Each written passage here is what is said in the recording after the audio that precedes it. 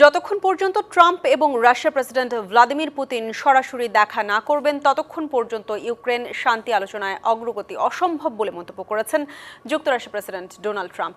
Russia তুরস্কে যে পর্যায়ের প্রতিনিধি দল পাঠিয়েছে তাতে মার্কিন প্রেসিডেন্ট হতাশ কিনা এ প্রশ্ন করেন ট্রাম্পের বিমান এয়ারফোর্স ওয়ানে থাকা বিবিসির নর্থ আমেরিকান করেসপন্ডেন্ট। তার এ প্রশ্নের জবাবেই একথা জানান ট্রাম্প।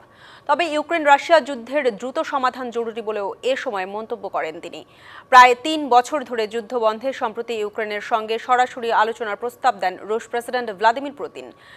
ইউক্রেনের প্রেসিডেন্ট এ প্রস্তাবে রাজি হলে আলোচনার জন্য বৃহস্পতিবার তুরস্কের প্রেসিডেন্ট রিসেপ তাইয়েপ এরদোয়ানের সঙ্গে ইস্তাম্বুলে বৈঠক করেন জেলেনস্কি। যদিও এতে অনুপস্থিত ছিলেন মার্কিন প্রেসিডেন্ট ও পুতিন দুজনই। এদিকে রাশিয়া শান্তি আলোচনাকে গুরুত্ব সহকারে নিচ্ছে না বলে বৈঠকে শেষ অভিযোগ করেন জেলেনস্কি। তুরস্কের সংলাপে রাশিয়া নিম্ন পর্যায়ের প্রতিনিধি দল পাঠিয়েছে বলেও অভিযোগ তার। নগদ পেমেন্টে ৫০০ টাকা পর্যন্ত ক্যাশব্যাক আর লেনদেনে প্রতিদিন ডিপ ফ্রিজ এবং ঘন্টায় ঘন্টায় এসি টিভি সহ দারুণ সব গিফট।